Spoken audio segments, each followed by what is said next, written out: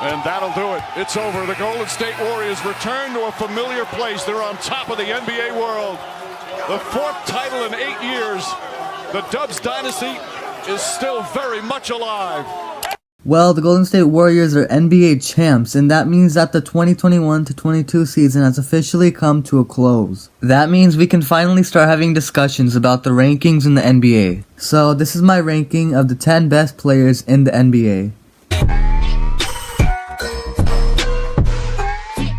Before I give my list, let's acknowledge some honorable mentions that didn't make the cut. First, we got Devin Booker of the Phoenix Suns. Book is one of the league's premier scorers and the best player on a Phoenix team that had the best record in the league. But what holds him back is that he's not really that guy to lead your team on deep playoff runs. And all the guys ahead of him have done that, so for me this is the highest he gets. Another honorable mention is PG-13 himself, Paul George. Even though he was injured for most of the season, PG is still a great two-way player that works really nicely as either a 1 or a 2 depending on the situation. He's just not nearly as impactful as the dudes ahead of him. One of those dudes is my last honorable mention, DeMar DeRozan. He had a career year with Chicago, leading them to the 6th seed and putting up impressive scoring performances. He just lacks on the defensive side of the ball and is way too inconsistent to go far with in the postseason. And also Kawhi Leonard won't be on this list just because he didn't play this season. So to start off my list at number 10, we have the Eastern Conference MVP Jason Tatum. JT had the best season of his life this year, improving his playmaking by a mile, and finally taking that next step to become a true superstar. His Celtics were the 2nd seed in the East in big part because of his great play.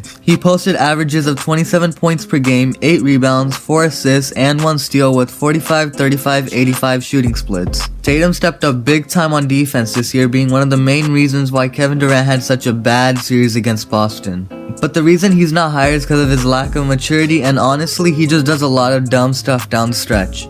And above Tatum at number 9 is Ja Morant of the Grizzlies. Ja really broke onto the scene as a true star this season, surprising everyone by leading the Grizzlies to the 2nd seed in the West. His production shot through the roof and he won the Most Improved Player award and was even in MVP conversations for a while. And for good reason, since he averaged 27 points per game, 6 rebounds, 7 assists, and 1 steal with a 58% true shooting percentage. He's become one of the best finishers in the league and uses his athleticism really nicely to be able to get past defenders. Ja's practically improved in every possible way this season, which leapfrogs him past JT because I just trust him more when it matters most. But right above Ja at number 8 is Jimmy Butler of the Heat.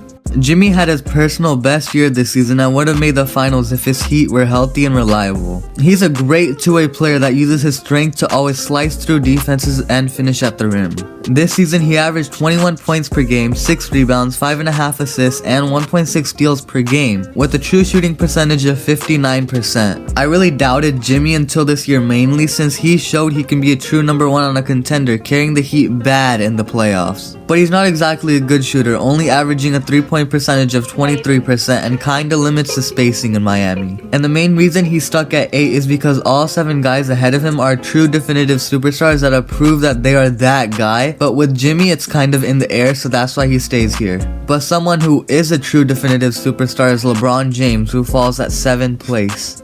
Bron had one of his best scoring seasons ever, almost being the scoring champ, getting over 30 points a night. And he's still doing amazing at the old age of 37, and even though his athletic ability has dropped a bit, Bron's still really athletic and can get the occasional poster on someone. This season, LeBron averaged 30 points per game, 8 rebounds, 6 assists, 1 steal, and 1 block a game with a crazy 62% true shooting percentage. And he's actually become a really good 3-point shooter, averaging 36% beyond the arc. But he's starting to fall on these rankings because of his decline on defense and his questionable durability. He's definitely not the defender he used to be, still being an average one, but he doesn't put in the same effort or have the same great positioning on the end. And LeBron's really struggled to stay healthy, since in 3 of the past 4 seasons, he's never played over 56 games. And the one season where he was healthy in 2020 probably had a lot to do with the fact that there was a 3-month hiatus to get extra rest. But coming in right above LeBron at number 6 is Luka Doncic of the Mavericks. Luka has quickly risen in these rankings at the young age of 23, and he's probably gonna keep doing that.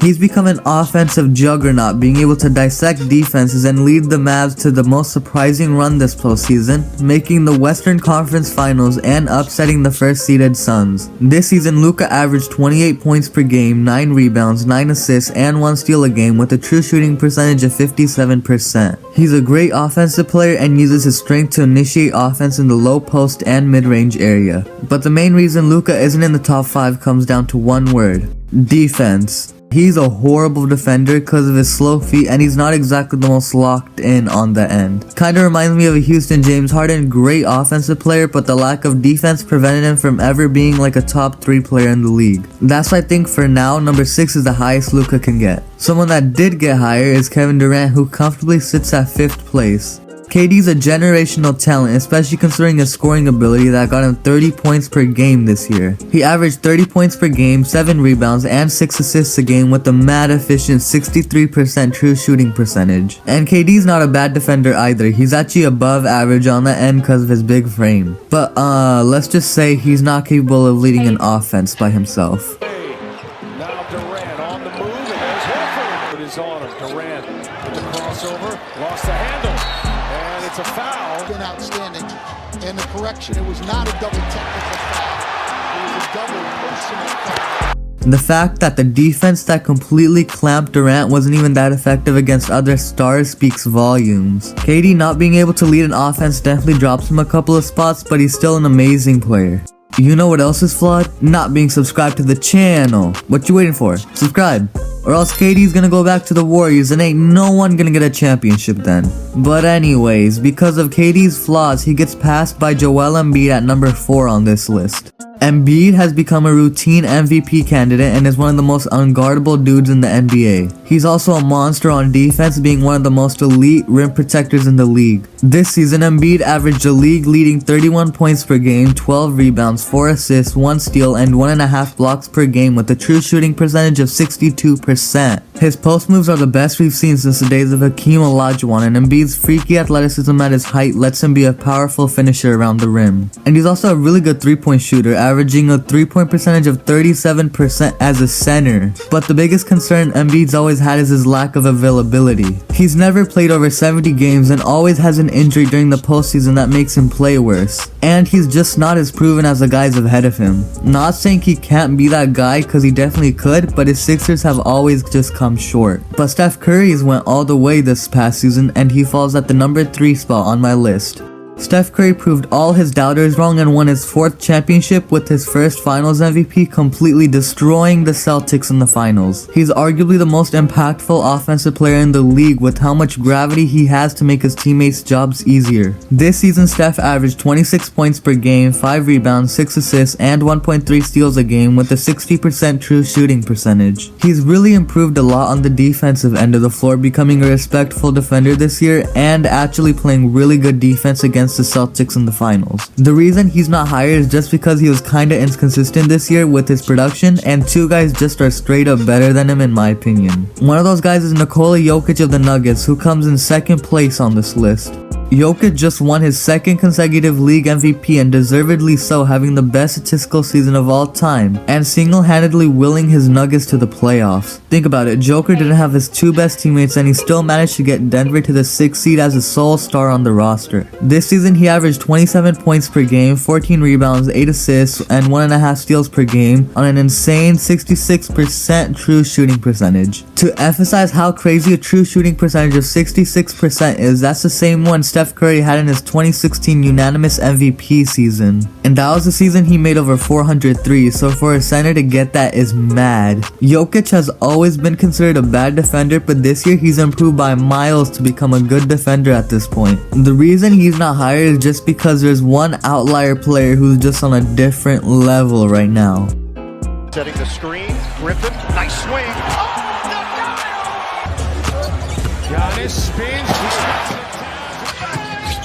Against Vanderbilt, good gracious Giannis. The Pistons play so many times at the Palace. Oh, Giannis, the rim rattle.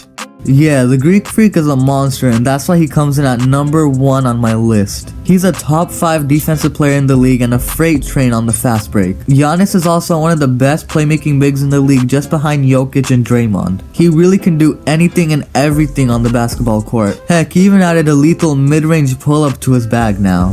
This season, Giannis averaged 30 points per game, 12 rebounds, 6 assists, 1.1 steals, and 1.5 blocks a game with an efficient true shooting percentage of 63%. The Bucks honestly would have had the best chance to win the title if Chris Middleton didn't get injured in the Bulls series. And so Giannis was basically the only consistent bright spot for the Bucks in the postseason. He's pretty much proven he can do it all and has the achievements to back it up, being an MVP, Defensive Player of the Year, Finals MVP, and a champion. And that's why Giannis for me is the best player in the NBA. Honestly, he would have won the title this year if the Bucks actually accepted a trade that was offered years ago. The Warriors offered Milwaukee Stephen Curry for their center Andrew Bogut. The crazy part is Milwaukee was the one who rejected the trade that could have brought together one of the greatest duos of all time. But that's just one stupid move, and if you want to see some other dumb trades that teams made, make sure to check out this video above, cause I know you want to. And as always, see you next time.